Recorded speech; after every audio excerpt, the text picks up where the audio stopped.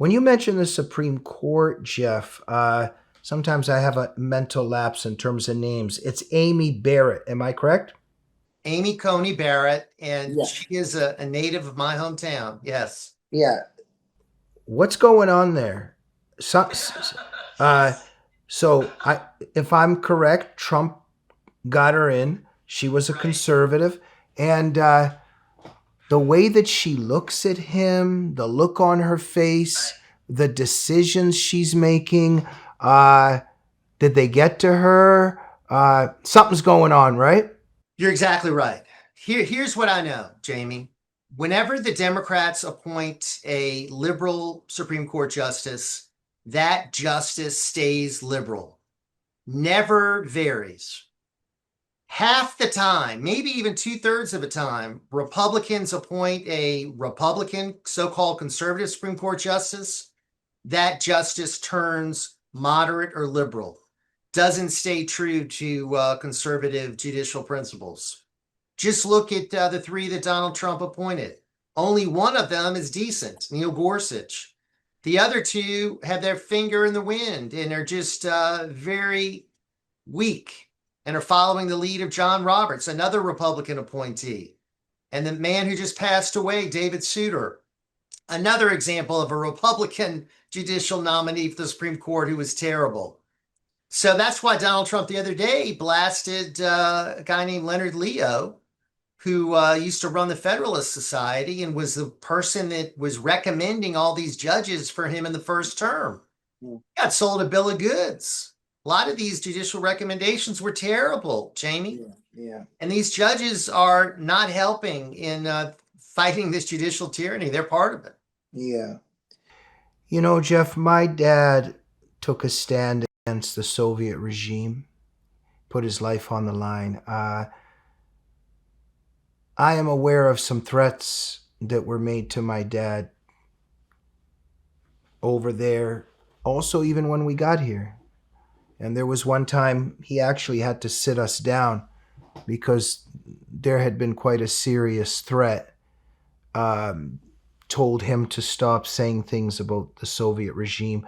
And my dad worried a lot about his children, about his wife, about our family, but he wasn't going to surrender to their threats. And so it's a couple times, one time in particular, where he sat us down, had to talk to us about how careful we had to be. But in his heart, he poured his heart out saying he's come too far to surrender to these bastards. And there's some real devils out in this world. And let's not be blind to the threats that they make. So I don't necessarily am connecting this to Amy Barrett or anything specific, but what I am putting out there is what Vladimir Zelenko, the doctor Zelenko, was warning, and he was on my show, and God bless his soul, he passed away.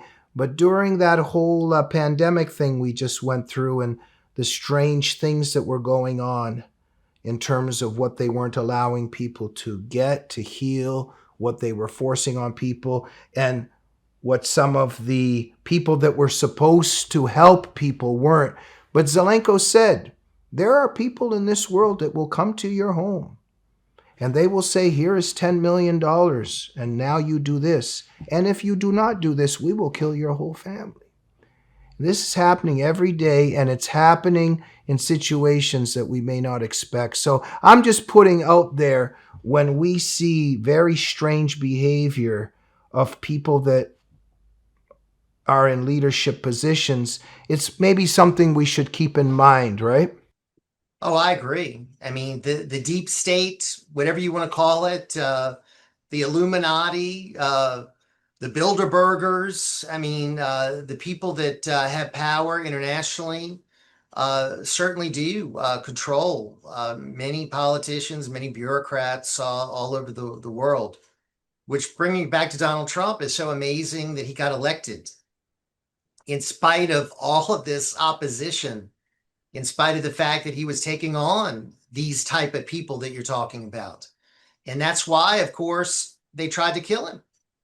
And I've got no doubt, Jamie, that the two assassination attempts were linked to people inside our government and outside our government. I do not for a second believe that those two attempted assassins were lone wolves. I think they both had help. And I think it was an effort to stop Donald Trump and what he represents. America first, power to the average American, make America great again, taking on these forces that you're talking about. So, you know, we're very fortunate to have this champion in the White House trying to do what he can do, but we just need to remind ourselves what he's up against. Yeah. Extremely powerful forces Yeah. who have probably influenced a slew of politicians and judges. And that's why he's facing so much opposition, because these people are not as strong as he is.